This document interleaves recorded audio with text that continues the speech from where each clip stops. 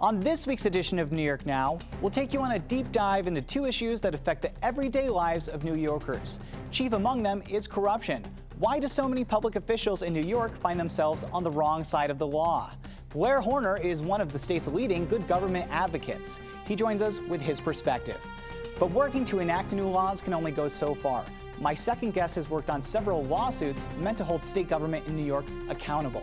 Macdonald from the Government Justice Center is with me to talk about transparency and how litigation can change how government works. I'm Dan Clark in Albany, and this is New York Now. Funding for New York Now is provided by WMHT. Today, the Senate majority will pass We will pass a law prohibiting it, and we will take them to court challenging it. Yet another stand for New York and sending a message to the nation. Welcome to this special edition of New York Now. I'm Dan Clark. Corruption is practically part of the lifeblood of politics in New York. We're the state that brought you Boss Tweed and Tammany Hall, which influenced New York politics for decades in the 1800s and 1900s. And things haven't gotten much better. There have been some changes, but obviously we still have this habit. It seems like it's a habit that New York State just can't shake, and not for lack of trying. Blair Horner is one of the state's leading good government advocates. He's the legislative director at the New York Public Interest Research Group, a statewide nonprofit. He's with me now in studio. Hi, Blair. Thanks for having me. Yeah, thanks for being here. So I want to start this interview in kind of an unusual place. We're in the year 2020. Let's go back 100 years to Governor William Sulzer, because he's the only governor in New York that's ever actually been removed from office. And I think this is kind of like just the chef's kiss of New York State history of corruption in politics. So for our viewers that aren't familiar, he was impeached basically because he didn't agree with Tammany Hall, and Tammany Hall dispatched its forces in the state legislature and kind of brought that to a vote, and there were some campaign expenditure reasons here. What does this say about New York? The problem that New York has in terms of dealing with corruption is that everyone's afraid that the ethics watchdog will be used as a political weapon against them. And so bringing up the Seltzer example, for example, is a way to underscore that if you're not careful, ethics can be used as a weapon, even if it's not necessarily warranted. And so the fear among lawmakers and the governor is that if you create an independent entity to sort of watchdog what's happening, that they may actually do too good of a job, or they may become political. And so the fear of the public being unhappy with them is overshadowed by the fear of a runaway ethics watchdog. It's funny that you say too good of a job, because for me, if I'm looking at ways that could make things less corrupt, I almost think there's no such thing as too good of a job, you know? That's right. I mean, but the trick is, how do you do it, right? Yeah. I mean, that is the real challenge is, how do you come up with something that everyone agrees is truly independent? And that fear, again, that fear that you can't do it right, that somehow somebody will figure out, and we've seen this, game a commission to their own advantage, is the fear that everyone doesn't want it. So they come up with these sort of Rube Goldberg-like entities that can't work. Yeah, before we move on, and I want to talk about some of the bigger cases that we've seen over the past decade, I just want to read something from the New York Times in 2006 about the William Sulzer case. The Times wrote, when it was actually writing about Alan Hevesy, the former comptroller that was resigned from office over corruption charges, allegations. He went to prison. So the Times wrote at the time, in August 1913, this is about Sulzer, in August 1913, half asleep after a special all-night session originally convened to consider several reform bills, the Assembly voted to return 8 articles of impeachment. I was reading this and I was like, this is just like, like last week when they have an overnight session where they're voting on a bill like that. Some things never change, and the DNA of Albany is to operate in secret, hammer out deals behind closed doors, jam things through when people are sleep deprived. And often the result of that is lousy public policy. Why? That's the big question to me always when I'm covering these things at the Capitol is, why, and maybe there isn't a reason, I don't know, maybe you're more tuned into this than I am.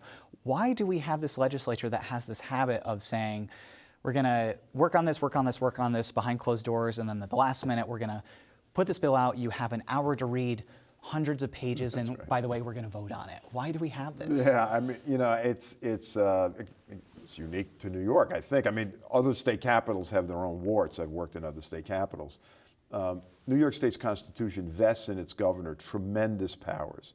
New York's executive is probably the strongest in the country. And so the legislature, because it's supposed to be checks and balances, organizes itself around strong leaders. And that combination leads to those three, whoever they are, they used to be men, they're not all men anymore, on hammering out the big deals. And lawmakers are often regulated to being mere spectators, where I've seen bills wheeled in on carts fresh from the printer and being voted on minutes later. And that's a lousy system. It's hard for journalists too, because we develop sources in the legislature, you know, among lawmakers. Some of us have their cell phone numbers. We talk to their staffers. And at the end of March, when they're negotiating the budget, if you call up a top lawmaker and you say, what's going on? They'll often say, I don't know. They develop reporters as their sources to find out what's going on. That's actually so true. Last year with the bail reform debate, I just remember lawmakers calling me and saying, what are you hearing? And I'm like, you're the person in the room. I don't know. Oh my gosh. So let's talk about some of the bigger cases over the past decade. And I would probably refer to them as the greatest hits of the past decade. And you can add to them if you would like. The first one is the Buffalo Billion corruption scandal that had to do with Elaine Caballeros and a little bit Joe Percoco, the governor's top aide, Caballeros being the president of SUNY Nano formerly. We can get into the details, but so that's the first one. And then there's the two legislative leaders that were indicted and eventually convicted on corruption charges, each in their own regard. Assembly Speaker Sheldon Silver, he was accused of referring clients to law firms in exchange for fees, so he made quite a pretty penny on that one. Right. Dean Skelos used his power in the Senate to get his son what was basically a low show or no show job. So let's talk about the Buffalo Billion case. What has happened since then? Because this was a huge case for the state. I mean, the state invested a lot of money into, so much money into this. What's changed since then? Has the legislature reacted? Well, and that's a big question. It is a because big there's lots question. of different kinds of things. So the theme, by the way, in all three of those is, again, if you have a closed process, this in all three cases is really about abuse of their power to benefit themselves personally. In Percoco's case, it was really to enrich himself personally. Silver's case, enrich himself personally. Skelos' case was to enrich his son. And so there's sort of different kinds of reasons in each of those cases, but the theme is really abuse of power. In the Buffalo Billion case, which again is related to corruption cases in Syracuse and in the Hudson Valley as well, it was about, at least the way I looked at it, as Caballeros trying to deliver the goods for the governor in terms of speed. Exactly. Percoco and an ally, Todd Howe, who was supposedly a lobbyist at the time, it's not clear what he was, enriching themselves and getting some scraps off the table. So that's the convictions. In terms of the reaction, the governor reacted by having sort of an internal audit process done. He hired an outside lawyer to review how they did contracts in New York State. The legislature restored some powers to the comptroller.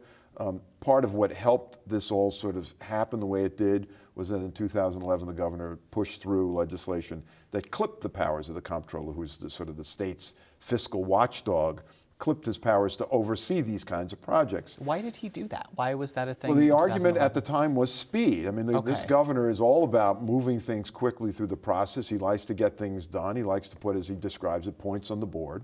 And move on to the next thing. He wants government to react quickly. And that's his greatest strength as a governor. The downside is if you do that in a closed process, you give trusted aides opportunities to game the system. In Caballeros' case, he was driving, it's convicted of, driving contracts to favored companies, some of whom were the biggest campaign donors to the governor. Percoco was involved in that, as was Todd Howe as well. So what about Sheldon Silver? So he, he basically, I don't want to say, were they bribes? Were they kickbacks for referring people to these law firms? Was anything done there by the legislature? It seems like a very unique case, although maybe not, because there are a lot of attorneys in the legislature. Yeah, I mean, the majority of lawmakers are not lawyers, so just so your viewers know that. But there's a big chunk of them that are. Yeah. In Silver's case is much more complicated because he was clearly, according to the court case and the fact that he was convicted, clearly figuring out ways to game the system on what he considered to be the edges of the law. And he was convicted because he got the edge in the wrong place. Right. And so it was this sort of complicated scheme where he's a lawyer outside of his legislative job, and he was using another firm to get business from real estate developers. He was getting kickbacks from kickbacks. We'll see how that all works, but fees from his law firm.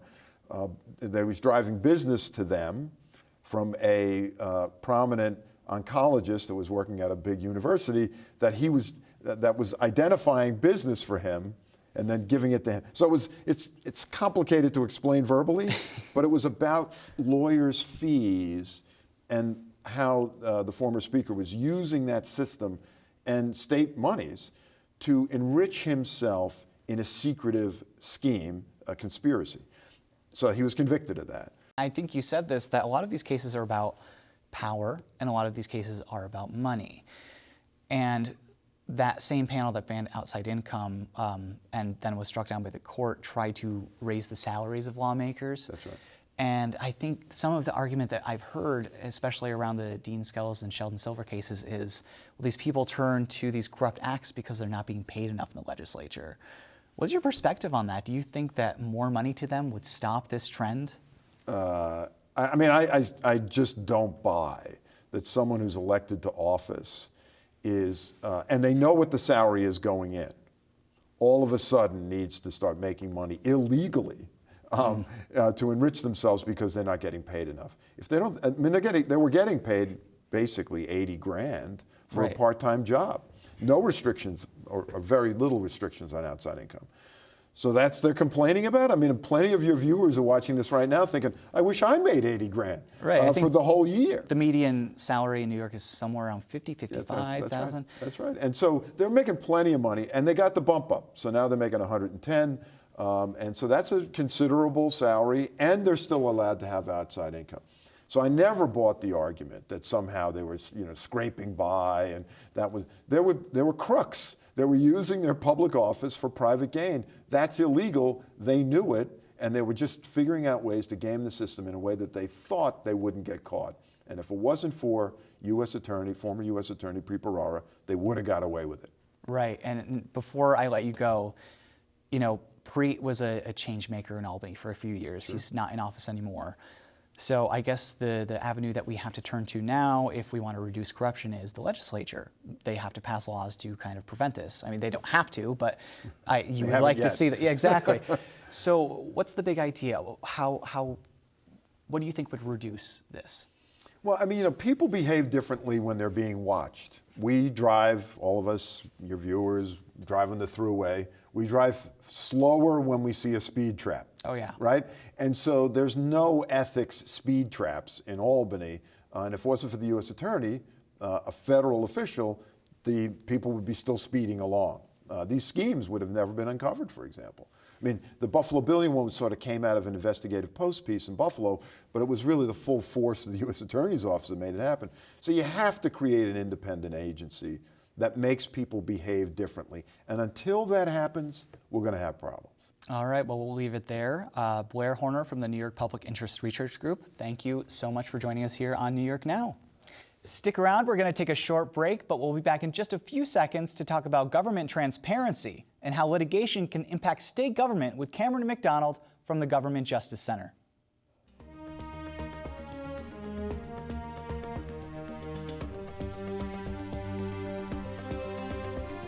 Welcome back to this special edition of New York Now. I'm Dan Clark.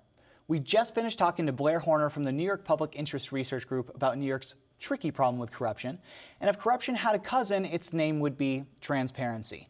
My next guest is more familiar with government transparency than most people in New York, and he's also had a hand in pushing back when the state government is suspected of doing something illegal.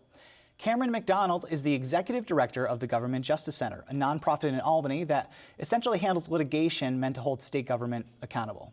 Cameron, thanks so much for being here. Well, thank you for having me. Absolutely. So before we get to some of the bigger cases you've worked on, which I think are very interesting. I want to talk to you about the Freedom of Information Law, which for our viewers that don't know, it's a law where you can file a request with a public entity and in theory get information back that they have on file rather than going through a press person, and they're compelled to do it by law.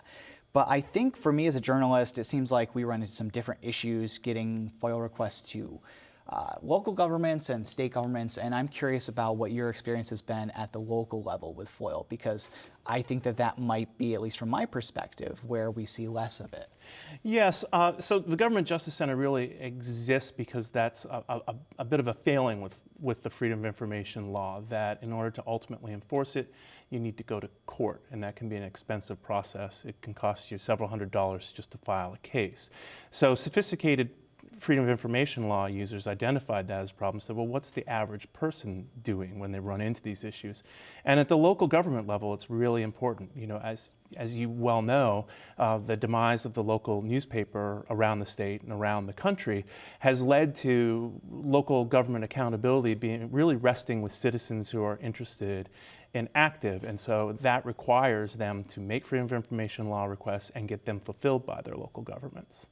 So what problems have you run into? Is it, because I know when I have filed FOIA requests with the local governments, sometimes they may not be so clear on what they're required to. Has that been your experience, or the experience of your clients? So that's, you can put it into three categories. That's category number one. A lot of local governments and the FOIL officers, somebody gets appointed records access officer and doesn't even know what that means. Right. And then they get a Freedom of Information Law request. They don't know what that means. I think a lot of them lean on the Committee on Open Government that oversees the FOIL law at the state level and learn that way.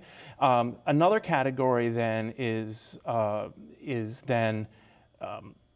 a lack of wanting to really disclose. You get into some of these smaller local governments and they kind of treat it like it's a private business and don't think that everybody should be able to access the town's checkbook or be able to get that information. And then third, there's just a level of personal animosity where somebody is just a little bit too much of a gadfly, a little bit too much of a hassle for them, and they just don't want to deal with that person. So it runs through three categories like that. So do you think that maybe local governments could benefit from more training?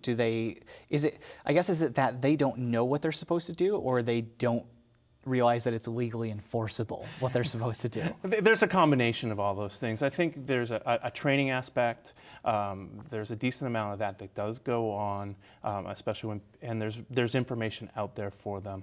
I think there's a lot that can be solved on proactively disclosing information. So, just getting board meeting agendas and the documents that are going to be looked at for a board meeting out there so that people can find them online.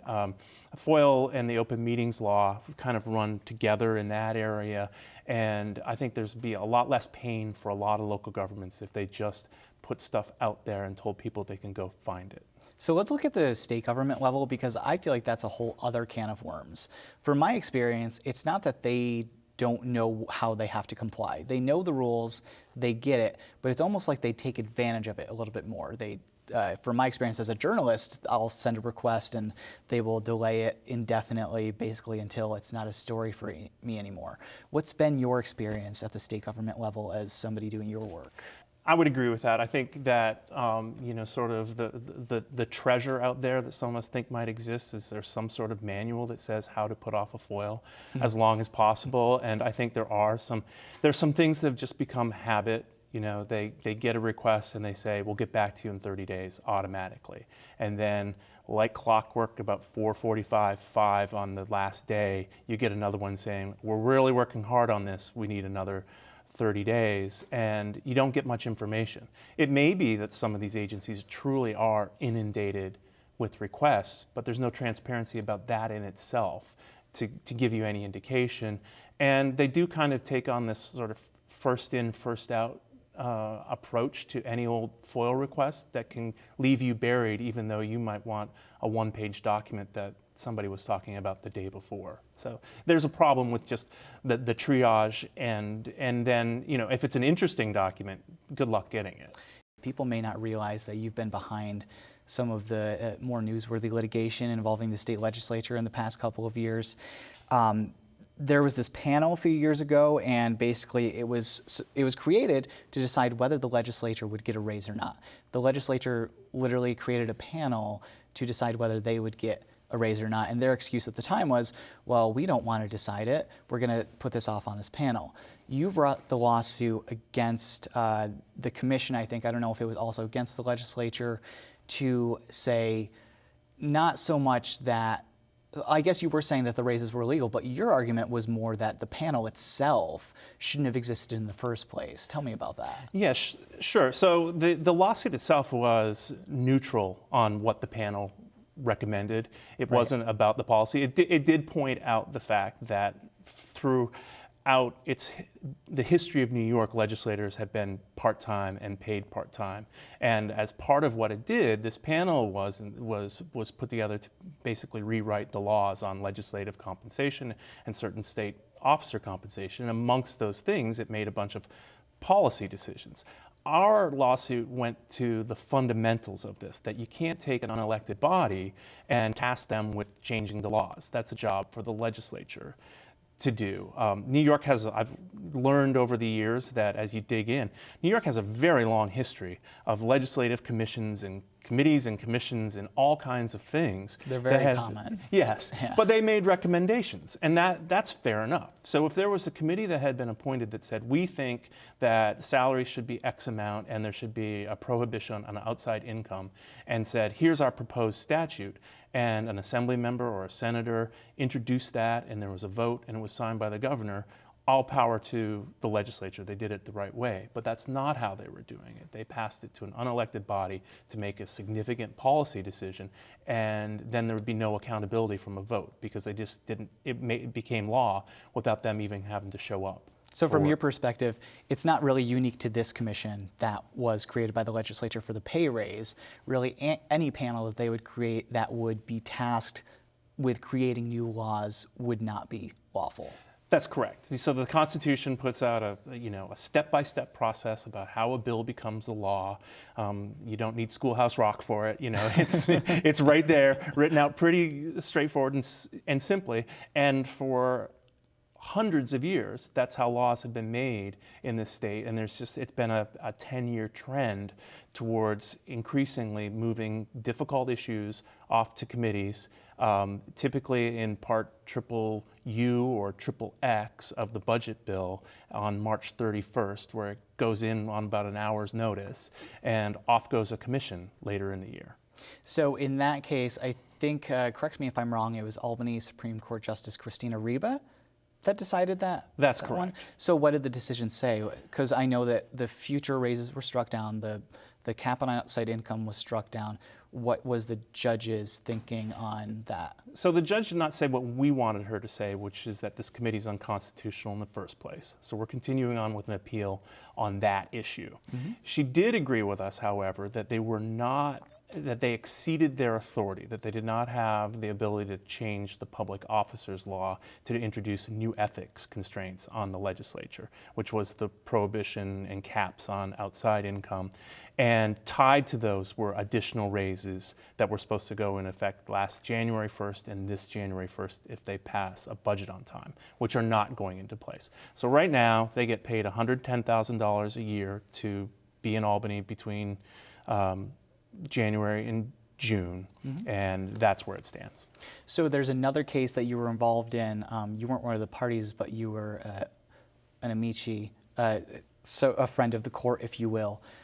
It had to do with a different panel, the Public Finance Commission, which was supposed to create a system of publicly financed, taxpayer-funded campaigns, basically. Right. And we saw the judge go kind of in a different direction in that decision, where the judge from Niagara County said that the legislature had actually crossed a line in ceding its power to the panel.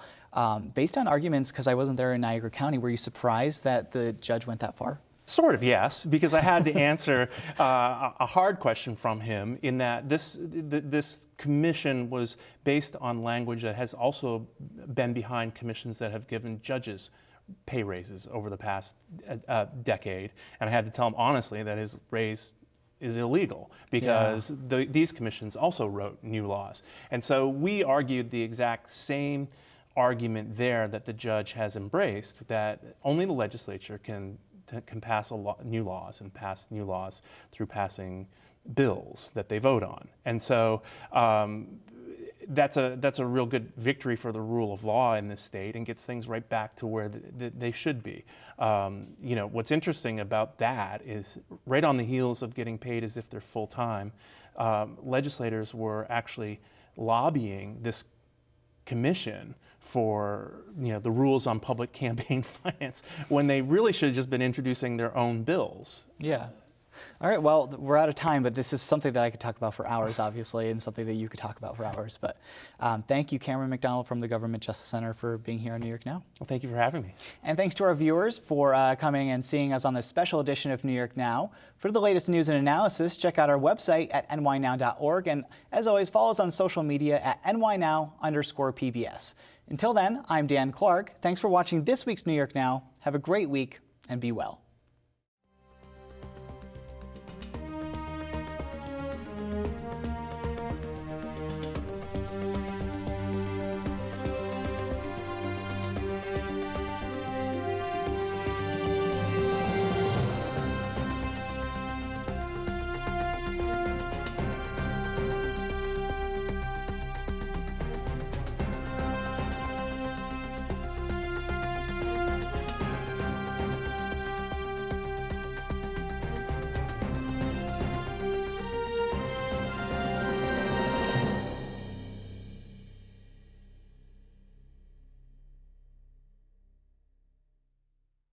Funding for New York Now is provided by WMHT.